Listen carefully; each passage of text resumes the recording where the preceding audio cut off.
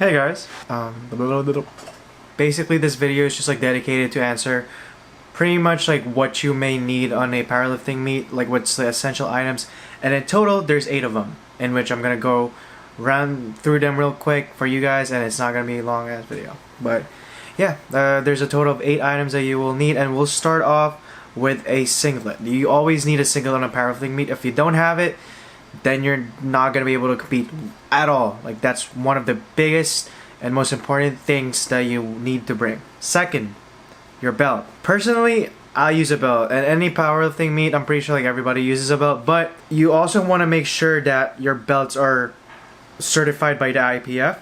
But if it's your first time competing and it's a local meet, the officials will give you a call or even email you about the rules and regulation, whether they don't really have a specification of what kind of belt you can use. Because sometimes if it's your first time playing a part of a powerlifting meet and it's just like a local or state powerlifting meet, you don't really need a SBD belt or whatsoever. You can go on without a belt, or you can go on with like one of the cheaper ones that you could buy off Amazon. So the third thing you'll need for this powerlifting meet is your powerlifting socks, or just like deadlift socks in general, or socks that are just super close to your knees. They just have to be long enough so that whenever people deadlift, it grinds through your shins and also your knees, in which it could like bleed through the bar, in which they don't want that. They don't want any of that sorts.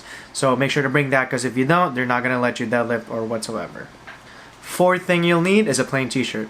The reason why you need this is because when we squat and bench, they want you to wear a t-shirt. Specifically, if it's a powerlifting t-shirt, it's fine. Or if it's just like a normal plain t-shirt, that's also completely fine. It's also to protect the bar's durability, in which they don't want it to be rusty or anything. And you know, just make sure to bring it. Just make sure to have a plain white shirt or any sort of color that is like a plain colored, because you will need it during your squat sessions. There's also your bench, because it will help a lot when you arc your back and all that kind of stuff. So yeah. Sixth, knee sleeves. I use SBD sleeves. People use sleeves all the time, but if you don't really wear sleeves and you just want to come in without sleeves, same thing with the belt. You don't need your sleeves. Like, you can come in without sleeves whatsoever. It's all to you. It's your choice. It doesn't really matter.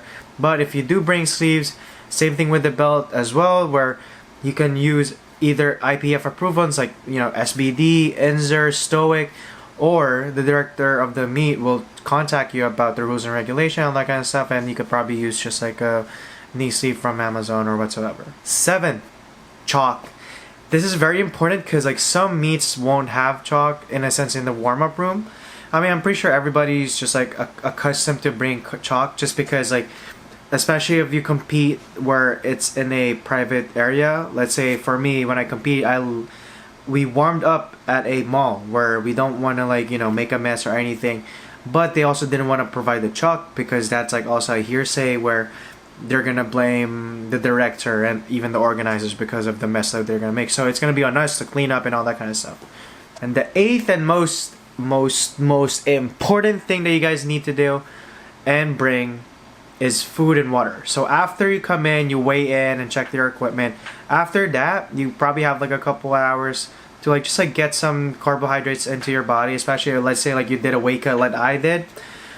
You wanna be able to like, you know, carb up before the actual lifting, because you might get migraines, you might get, you know, dizzy whatsoever if you don't have enough. Like, the most important thing after the weigh-ins is to be able to like digest as much carbohydrates that's like, you know, not too much, but also like enough for you to be able to use it during the meet itself.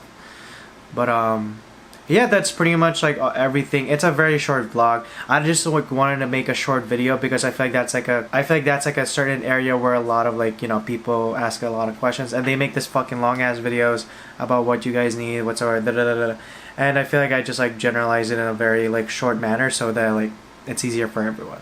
But yeah, thank you guys for watching. Make sure to like and subscribe. If you want to leave a comment down below of what you guys want to see more, and yeah, I'll see you guys next time. Peace.